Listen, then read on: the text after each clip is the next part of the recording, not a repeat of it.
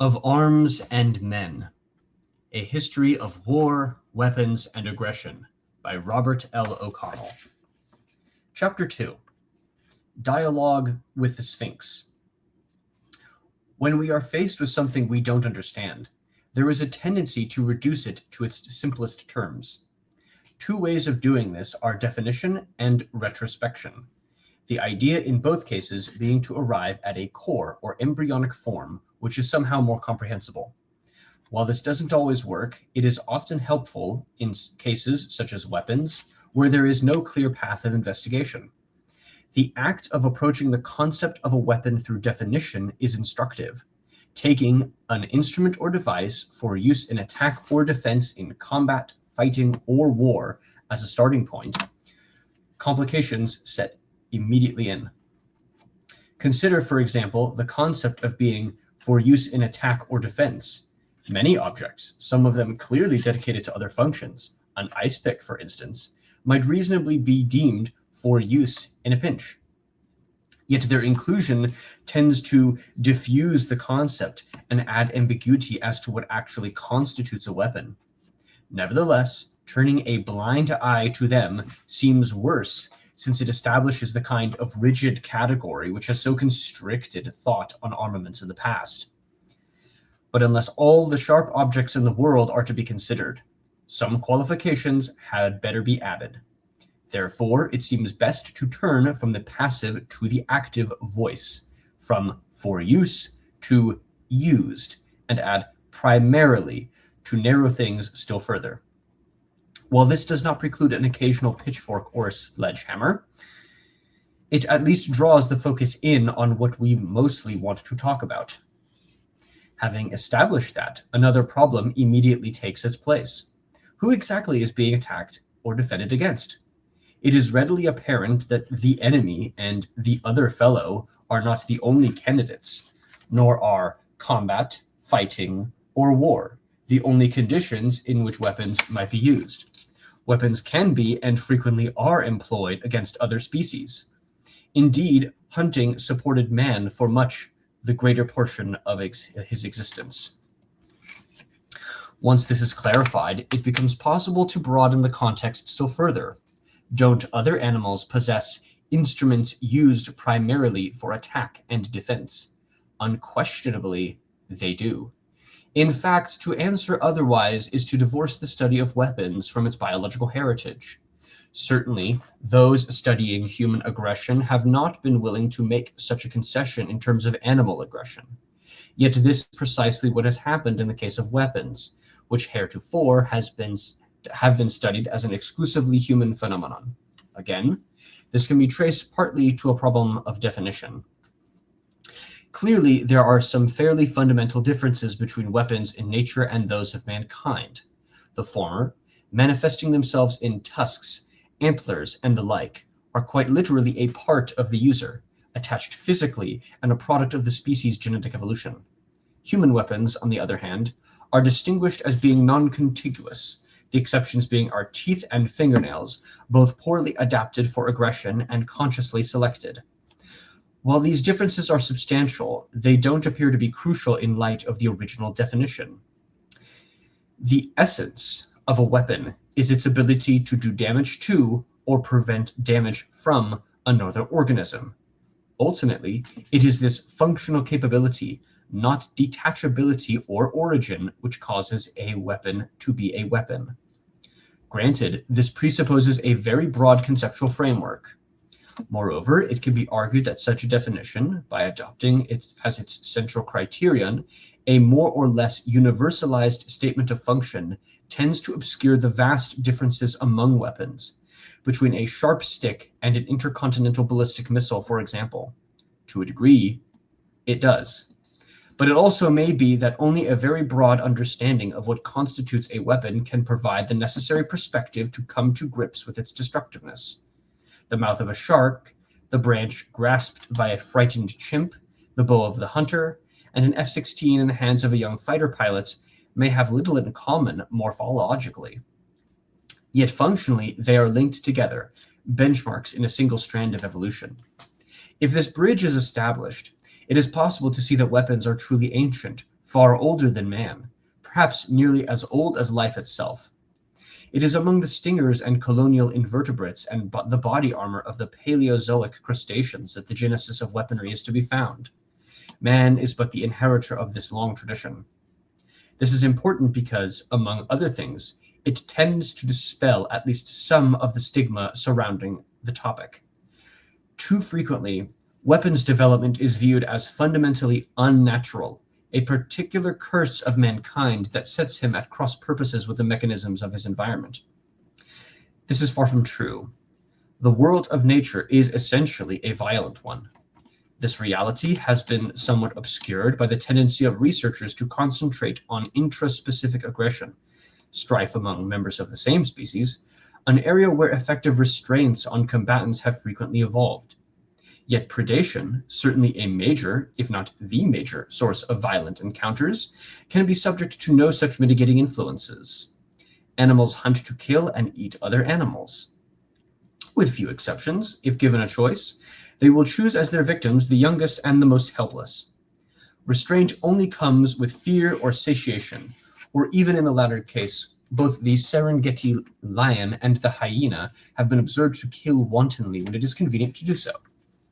While the Hobbesian nature of nature can be overdrawn, it remains true that only a minuscule portion of any non-domesticated species dies of old age.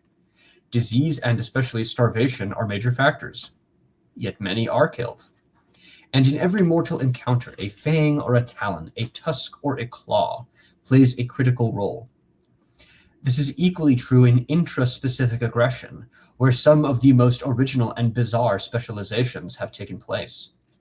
Seen in this light, the world of nature becomes an armored camp, the scene of weapons competitions that have gone on for millions, and in a few instances, billions of years. In some cases, the entire physique of a species comes to be dominated by a particular weapon adaptation. Others are less affected. Yet almost all animals come to possess some form of tangible self-defense equipment. Conceptually, at least, man has simply been following this long-established precedent. To say that nature creates weapons in profusion is also to recognize that there are a variety of possible uses to which they can be put. Quite obviously, aggression and weapons are intimately related. Yet the relationship is a complex one. For instance, although weapons adaptations are normally employed in the service of aggression, it is possible to point to several, such as shells and specialized retreat mechanisms, which have evolved primarily to thwart attacks. Edward Wilson, Dolph Zillman, and other sociobiologists have shown that aggression in nature is an extremely complex phenomenon, with a variety of purposes such as territoriality, dominance, sexuality, and survival coming into play. Because weapons are so much a part of the phenomenon, they are bound to share this complexity and diversity of intent.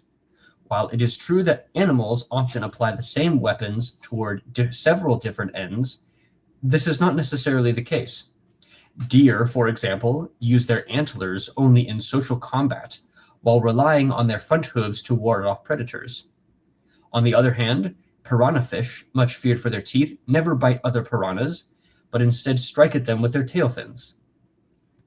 Such diversity of function implies that lethality is only one of several motivating factors in the development of nature's arsenal, yet the patterns have not been thoroughly explored. As is typical of the area in general, no study primarily dedicated to natural weapon adaptations appears to exist. Therefore, any generalization made of the subject must be very tentative and conditional.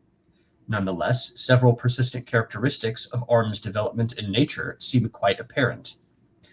Despite considerable multifunctionality, it does seem possible to draw some gross distinctions between weapons evolved for predation and those primarily oriented around conflict within a species. In the former instance, the ruthless, matter-of-fact nature of the killing seems, in some ways, to be paralleled by the conservative, almost prosaic nature of the instruments. This statement appears to be backed up by the stability of the forms involved, especially in the vertebrates. The enduring nature of submarine predator design is obvious. Hence, large sharks, evolutionarily stabilized for hundreds of millions of years, remain, in terms of killing mechanisms, very similar to the much more recent and physiologically more sophisticated killer whale. Both are big, fast swimmers and possessors of effective but fairly generalized teeth. From this gross perspective, mammalian land carnivores also appear to be built along some parallel lines, quadrupeds making use of tearing teeth and specialized claws. As with predatory fish, the major variation within the groupings appear to be size. Therefore, with minor changes in detail, a domestic cat could serve as the scale model for its larger feline cousins. It also seems possible to say that sex is not a major factor in upsetting the stability of predatory arms. Since it is not unusual for both genders to engage in the hunt, it is both logical and apparent that the distribution of predatory weapons is reasonably uniform. Again, size seems to be the predominant variable. To a considerable degree, these tendencies are reflected in defensive adaptations against predation. While there have been innumerable experiments with protective coloration and/or noxious taste and smell in the course of evolution, a basic reliance on fairly stable shell forms, body armor, and specialized retreat mechanisms has remained a favorable survival strategy. Consequently, the chitin of the beetle, the shell of the tortoise, and the horny armor of the armadillo are, in defensive terms at least, very analogous to one another. There are certainly exceptions to this trend of conservatism and uniformity. Birds of prey are spectacular adaptations to the possibilities of attack from above. In the reptilian order, the legless serpent form and the largest extinct macropods, bipedal using the tail for balance, are obviously alternatives to the quadruped mold.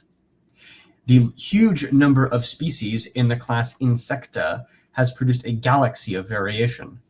Yet even here, general design patterns appear to exist. Neither has the form of weapons of prey changed a great deal, nor have the advantages of efficiency in the kill mechanism driven evolution into audacious functional experimentation. Beyond poison and penetration, little else has been tried. This may be due to the very simplicity and stability of the original proposition. To eat and avoid being eaten, the rules have never changed. Whatever the driving forces, natural weapons of prey are notable for their unobtrusive and generalized nature.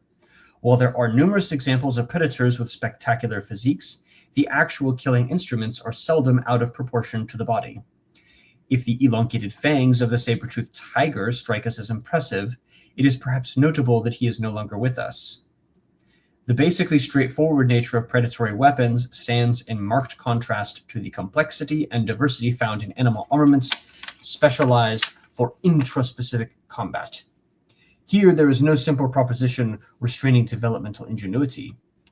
Instead, combat is undertaken for a variety of motives, including sex, territory, and dominance.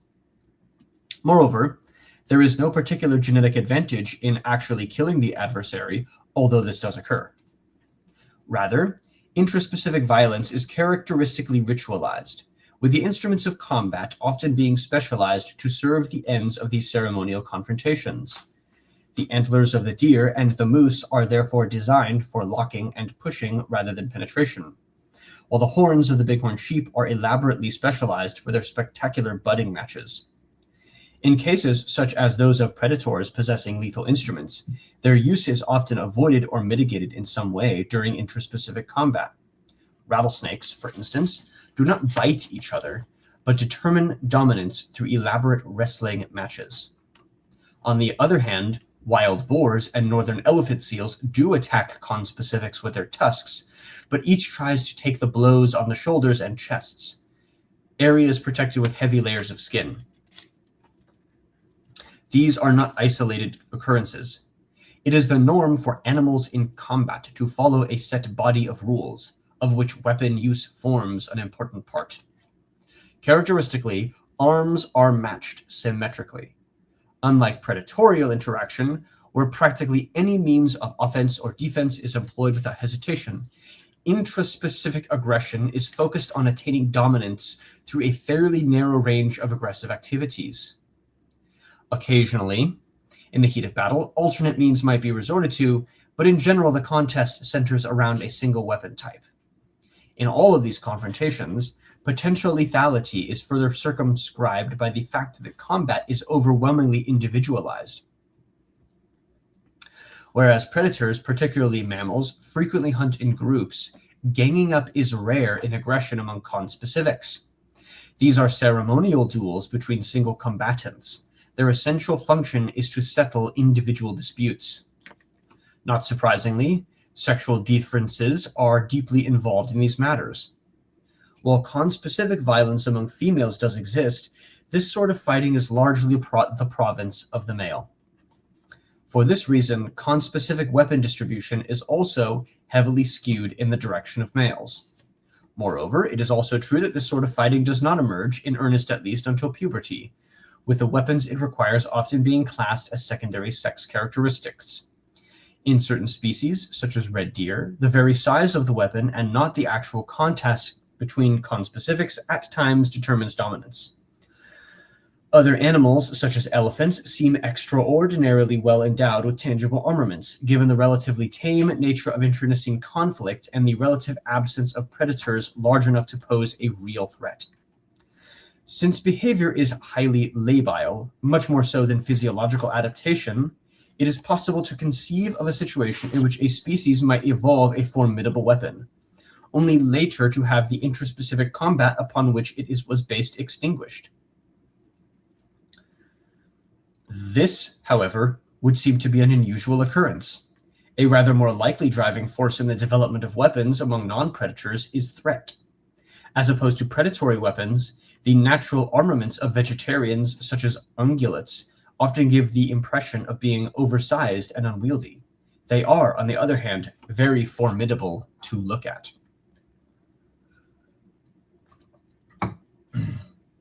It is, of course, possible to confuse our own preconceptions of what a weapon should be with its actual nature. Yet from the standpoint of functional efficiency, to contemplate the spectacle of a mammal so festooned with antlers that it can barely stand, or the horn of a Hercules beetle, so long as to actually extend the length of the creature's body, is to engage in an exercise bordering on the fantastic. Discounting an evolutionary propensity for black humor, such cases would seem to indicate that the ability to intimidate is in fact a driving force in arms adaptation. Certainly, other forms of threat posturing are common enough in nature. Numerous species react to danger with physiological functions aimed at making them appear bigger. It is not hard to imagine that this principle might be extended to natural armaments.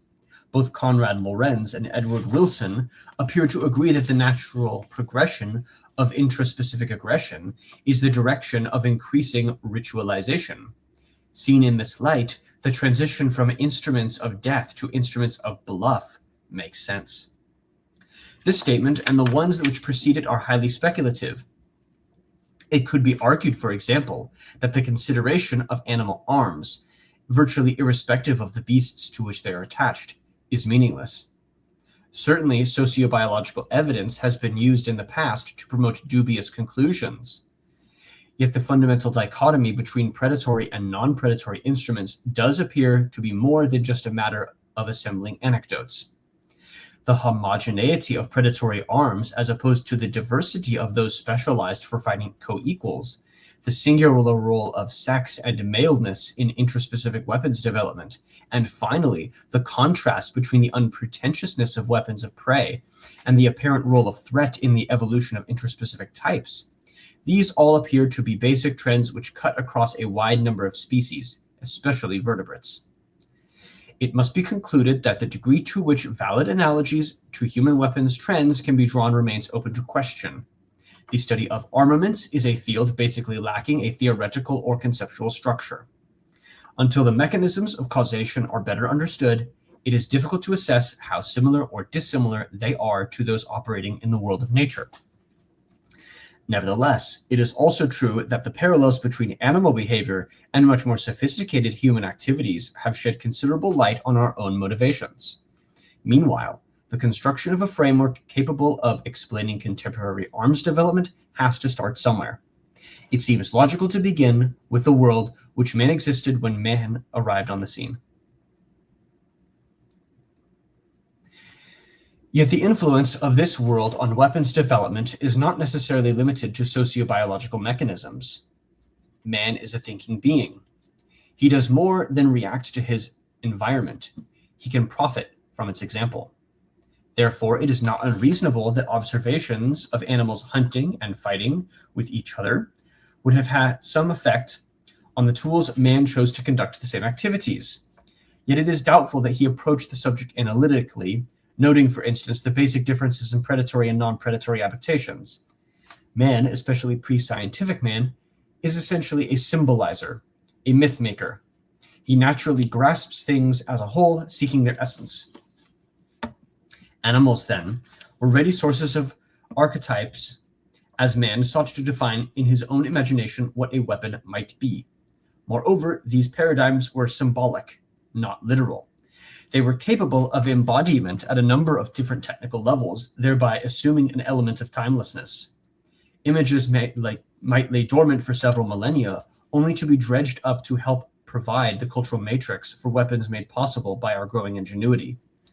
It is probable, therefore, that the Romans placed the iron image of a ram's head on the end of their battering engines for much the same reason as the U.S. Air Force named a Mach 2 fighter aircraft the Eagle. In neither case was functional identity sought, only the symbolic obduracy of the male sheep, or the swooping suddenness of the bird of prey. However, man's tendency to attribute animal characteristics to his weaponry has always been a limited phenomenon, hedged in on one side by his access to nature, such as microscopic organisms, for instance, were clearly beyond his purview until recently, and on the other by the fundamental lack of similarity between certain of his arms and any known or admired beast. Nonetheless, animals, especially predators, have provided at least some of the cultural context and a creative impulse for weaponry. Whether through names or tactics or aesthetic valuation, these archetypes subtly condition our preconceptions and decisions. Moreover, like so much of the culture that hangs about weaponry, these images are ancient, traceable to the dawn of our awareness. The world of nature is a part of our armories in a way that transcends the immediacy of technology. It is our heritage. It should not be overlooked.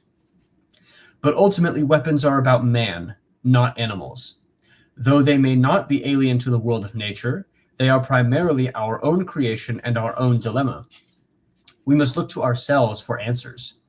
To do this, however, requires that we go to the source of the problem, that we approach as nearly as possible the point at which man first picked up a rock or stick with malicious intent. It is here, if anywhere, that the basic proposition should be most clearly outlined. Yet what appears to be the first hominid weapons bearer is known to be a man only in the technical sense that he is in the general line of our descent. He was, in fact, a transitional creature, still far from modern man in physical size and cranial capacity. Therefore, an examination of the origins of weaponry by necessity leads to an examination of the origins of humanity. While there are alternative explanations, it remains highly plausible that the two are inextricably linked. Man became man in part because he held a weapon in his hand.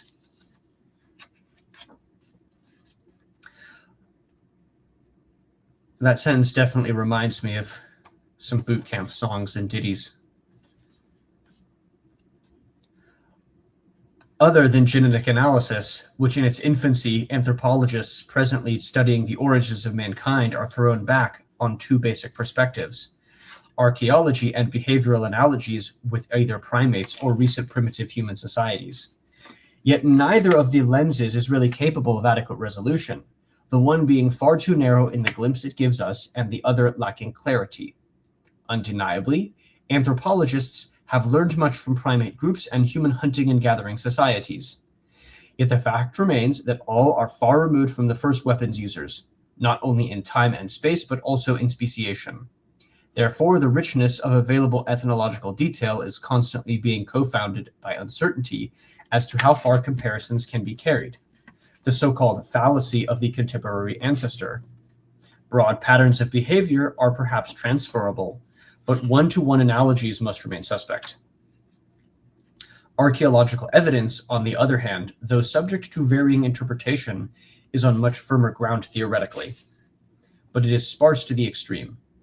To ponder the data, a few fossilized skulls, some pelvic and leg bones, and an eerie set of 3.75 million-year-old footprints is to carry on a dialogue with the Sphinx. Because the clues are so few, understanding requires imagination. But unlike the original riddle posed to Oedipus, the key is that man always walked on two legs. All the physical data, the placement of the spinal cord at the base of the skull, the breadth of the pelvis, and those footprints set for an eternity in the fresh volcanic ash of Tanzania, establish that proto-man walked upright, probably as easily and as naturally as we do. Moreover, there is general agreement that this feature, which, among other things, freed up the hands, was the critical breaking point between man and the apes, the key feature that set him on his evolutionary way. It is also apparent from the evidence that these hominids, Australopithecus, to be more precise, were small, slight of build, and probably no more than 1.5 meters tall, and virtually without natural armaments, not even a decent set of canines such as those of the baboon, or a mandrill. Moreover, remains of pigs, antelopes, and other mammals specialized for life on the grasslands found in association with hominids indicate strongly that he lived not in the tropical forests that are the traditional home of the great apes, but on the savannas with the teeming herds of herbivores and the big cats and other carnivores which preyed upon them. For whatever reason, this creature that was to become man left his ancient home and wandered out on new and inhospitable terrain.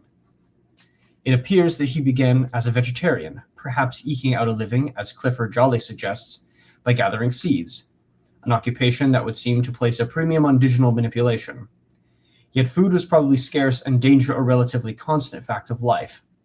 Despite some evidence indicating that primate flesh is unpalatable to large carnivores, he, like his grassland-dwelling cousin the baboon, must have been subject to some predation. Hunger and fear drove him towards change. It may have begun as modestly as digging for grubs and progressed gradually to scavenging. But man developed a taste for meat. Moreover, at some point in his progression, he learned to use weapons. While the exact sequence of events may never be established, it could well have happened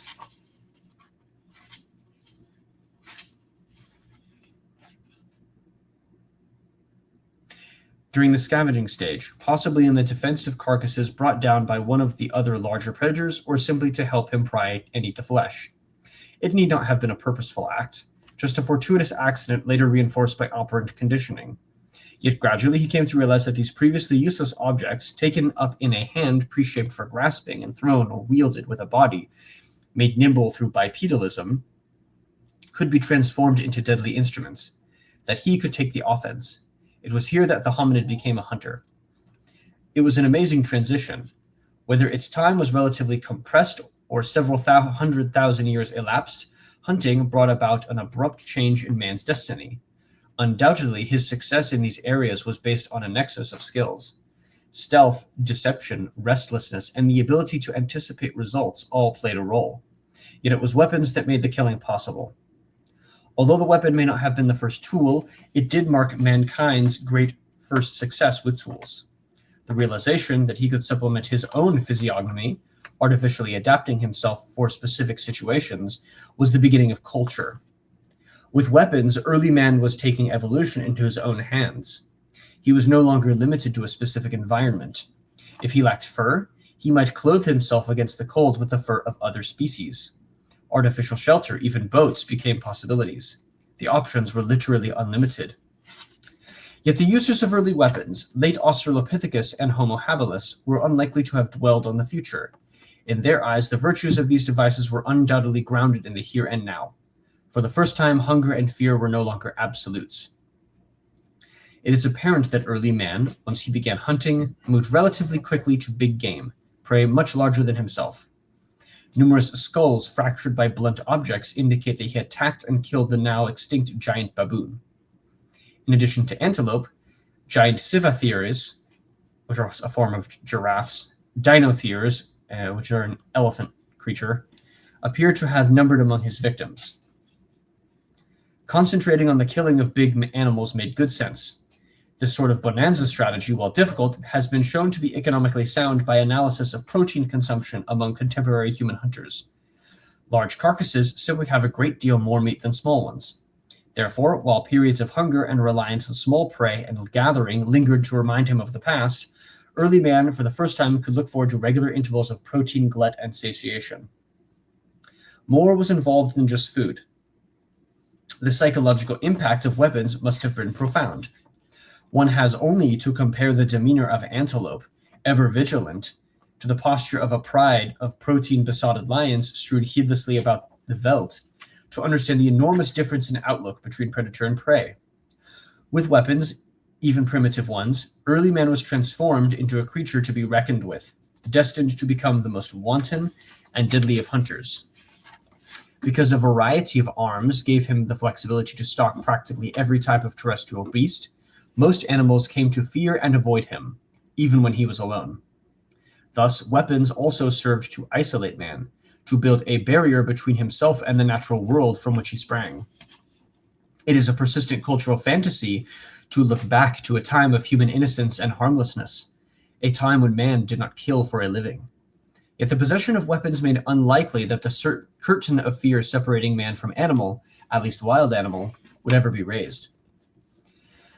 At first, weapons must have been very primitive, nothing more than conveniently shaped rocks and sharp sticks.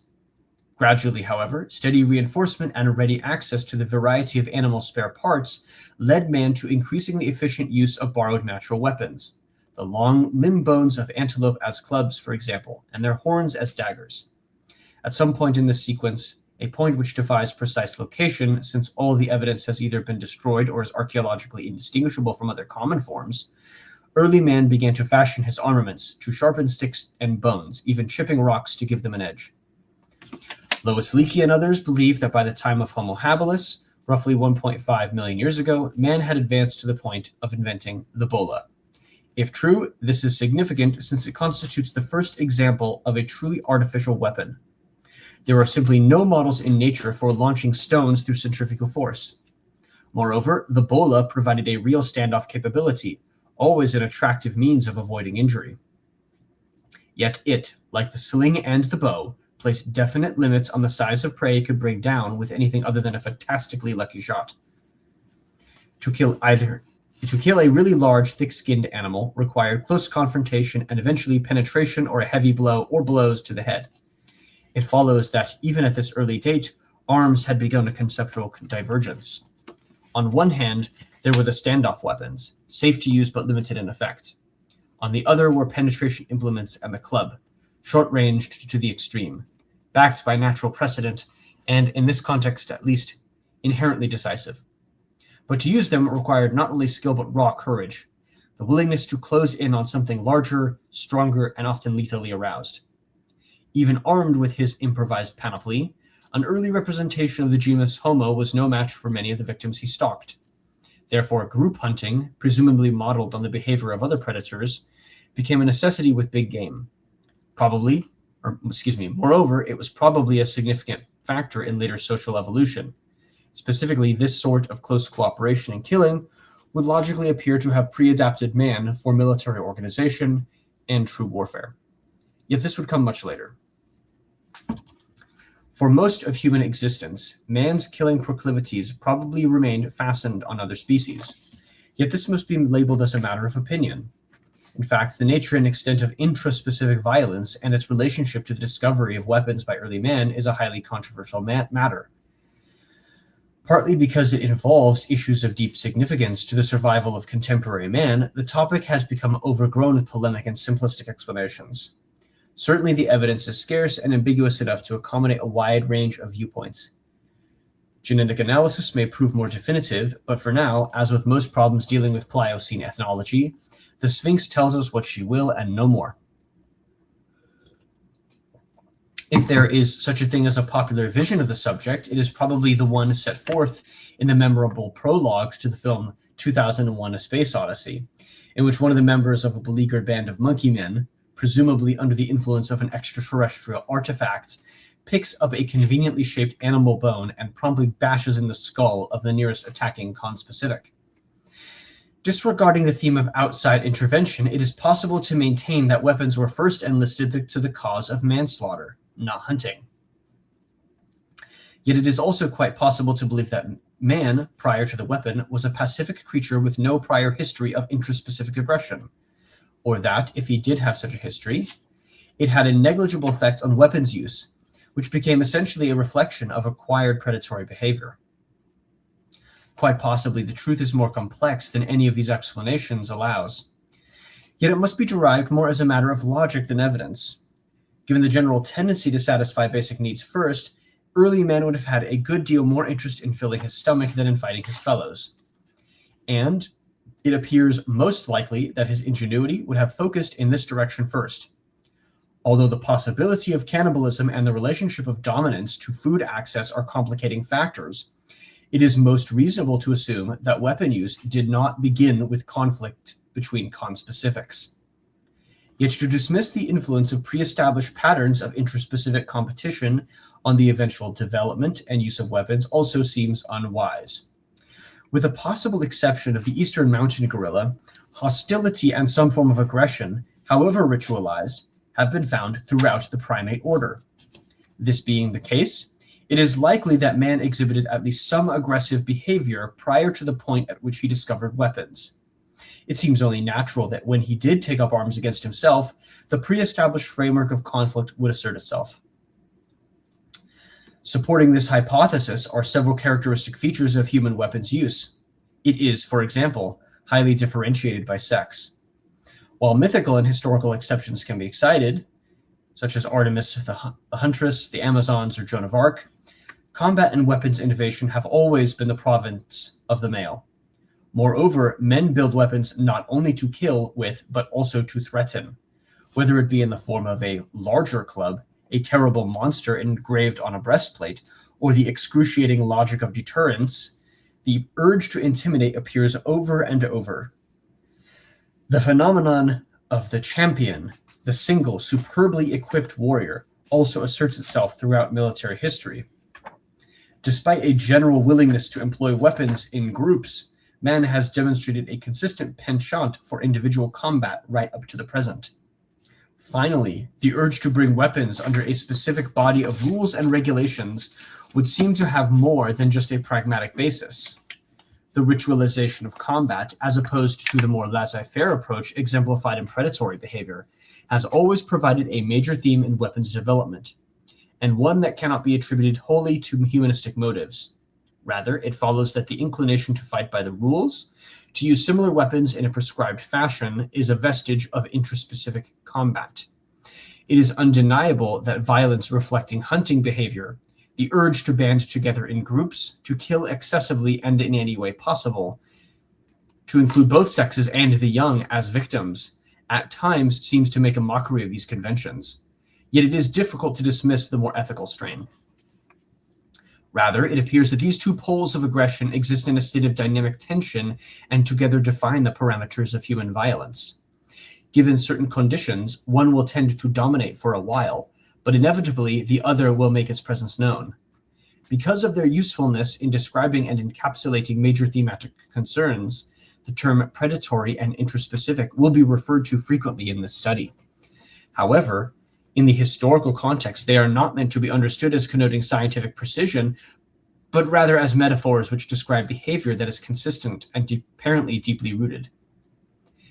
If rules for fighting did exist prior to weaponry, they probably never precluded killing an opponent.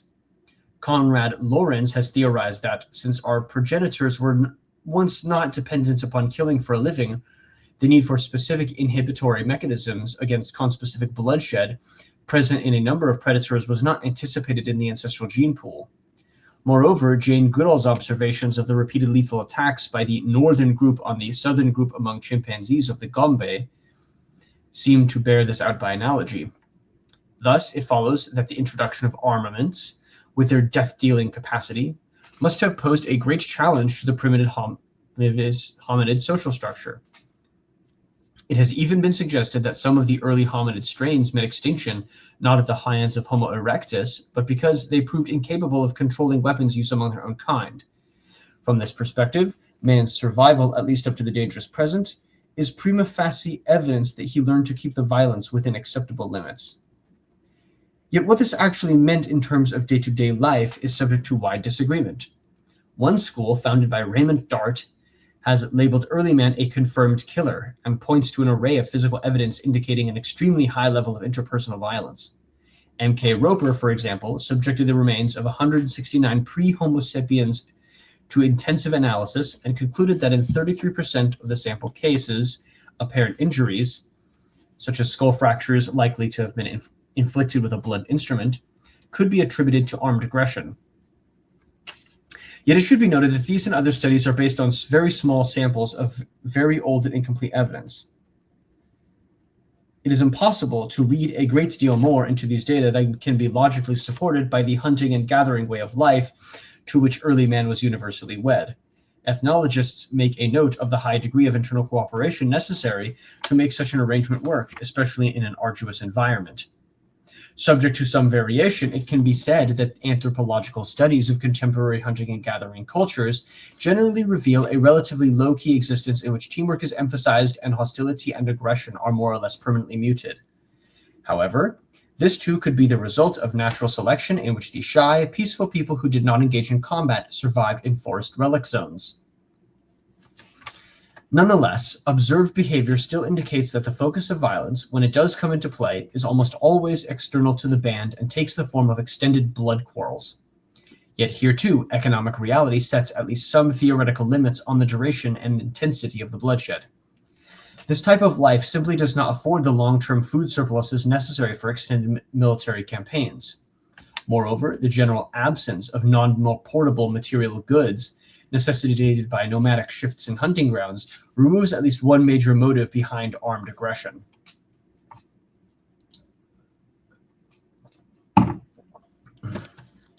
Man during the formative era was not a numerous creature.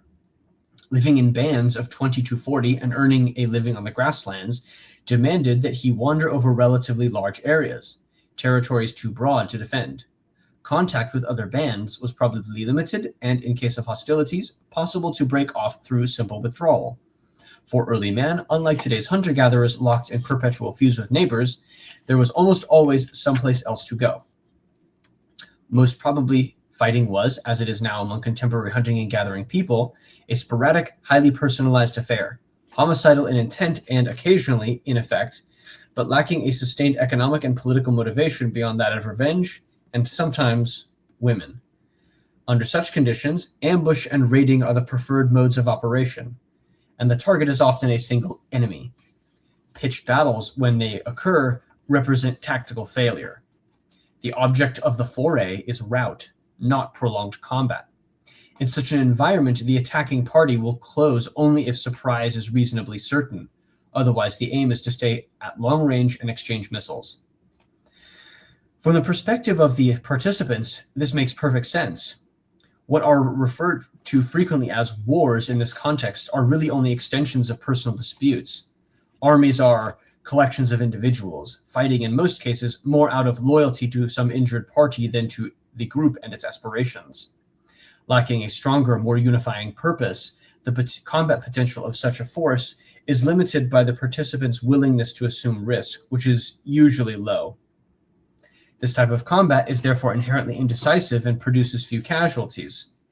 Given the motivating factors, it could hardly be otherwise.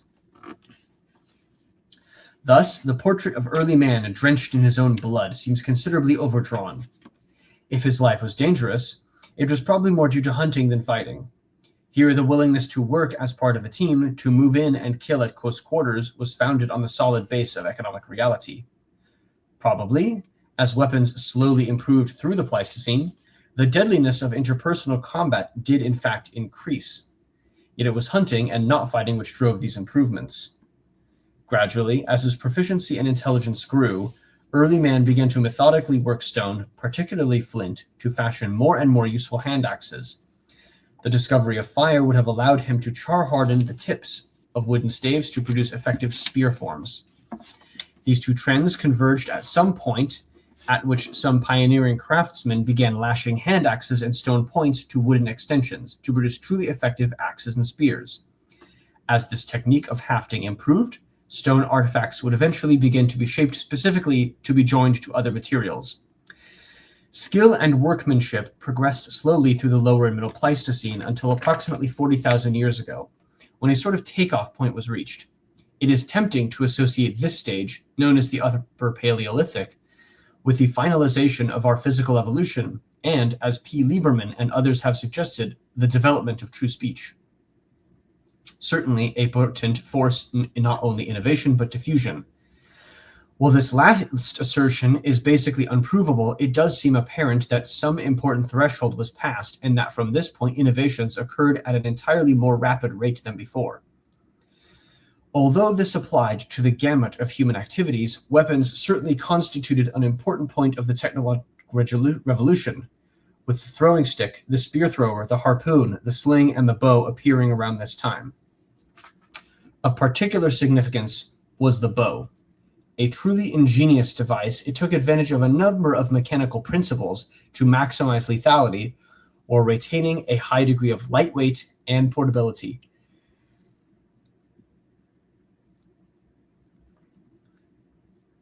Allowing first the storage and then the sudden and precise release of human energy, the simple bow generated a significant range of up to 50 meters and velocity up to 70 meters a second, and capitalized on the shape of the projectile to effectively convert this energy into penetrating power. Deadly against game up to the size of antelope, the bow was eminently well suited to the type of combat typical among hunter-gatherers. At once safe and deadly, it was the ideal weapon of harassment. A combatant might spend an afternoon shooting away at long range with little fear of injury. Yet if the opportunity arose, he could move in closer and swiftly, silently dispatch an enemy with a single shot. It is not surprisingly, therefore, that in the earliest actual image of combat, a Mesolithic cave painting at Morella la Vella in Spain depicts men fighting with bows. Conceptually, at least, the picture is a familiar one. The action is confused. The participants appear to be on the run, perhaps hoping to rip off a few quick shots before retreating. Moreover, all the combatants are armed symmetrically. Only the bow is used. The scene captures in a single visual metaphor the essence of primitive combat. No doubt it was vicious, at times as atrocious as man's growing imagination could make it. Yet there are no signs of organization or a strong economic motivation. Only with the coming of agriculture and later politics would true warfare become part of the human experience. Then there would be something to steal and governments to organize the theft. Yet the tools of war were ready. Hunting had taught men to kill in groups. It had also nurtured the mechanisms of death. With the exception of the sword and body armor, both of which require metal, and the crossbow, all major implements of personal combat used prior to the invention of firearms were introduced during the hunting and gathering stage. Indeed, they made this way of life possible. The criticalness of arms to such an economy which, after all, provided the environment in which man reached his final form, raises a number of issues of primary importance. Is there in fact a direct causal link between development and use of weapons and our own physical and mental evolution?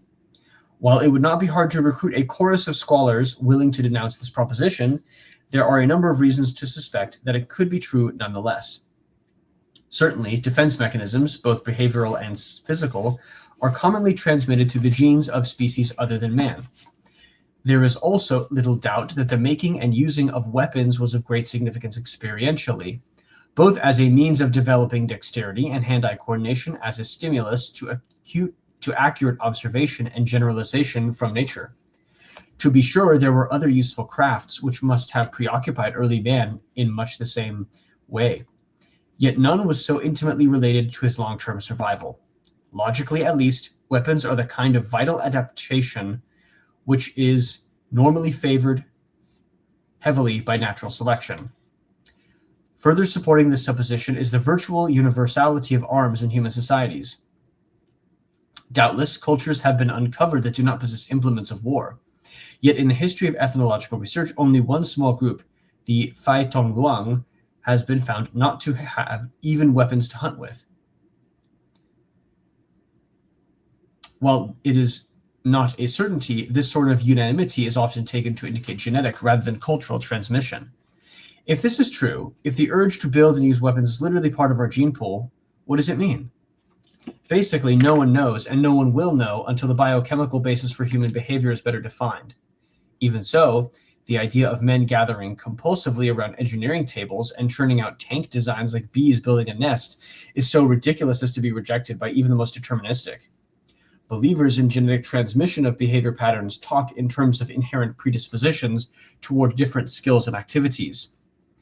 They concede that both man and his behavior are extremely complex, and that if there is a genetic component to our actions, it is conditioned by the environment, the interactionist paradigm. Even so, the genetic transmission of at least some weapons-related behavior might help explain a number of phenomena, from the fascination of little boys with war toys to the pursuit of excessive and at times tactically and strategically irrelevant arms races in the face of all reason. It also seems that a genetic dimension would have definite implications for the perceived relationship between war and weapons. According to conventional wisdom, weapons are a direct result of war, or at least the threat of war. If it could be shown that the two exist more or less independently, that the urge to build weapons system stems from factors other than the immediate possibility of combat, then our attitudes toward both might change. Contemporary efforts to ameliorate the effects of mass violence seem to approach the problem with the assumptions that war is basically inevitable and that it is weapons development which can most effectively be controlled or even reversed. Nevertheless, few would question that true warfare is purely a cultural adaptation, and a rather late one at that. Weapons, on the other hand, may be much more deeply rooted. If the skein could be unraveled and the genetic strands separated scientifically from the cultural, we would be on much firmer ground in predicting what might and might not work in the way of arms control and peace research. Conceivably, new strategies might be developed which would take our hereditary proclivities into account and even turn them to our advantage. This is, of course, speculation. Yet one element cannot so easily be dismissed. Weapons are far older and more intimately related to our species than warfare. If we came into this world armed, it was not necessarily as soldiers.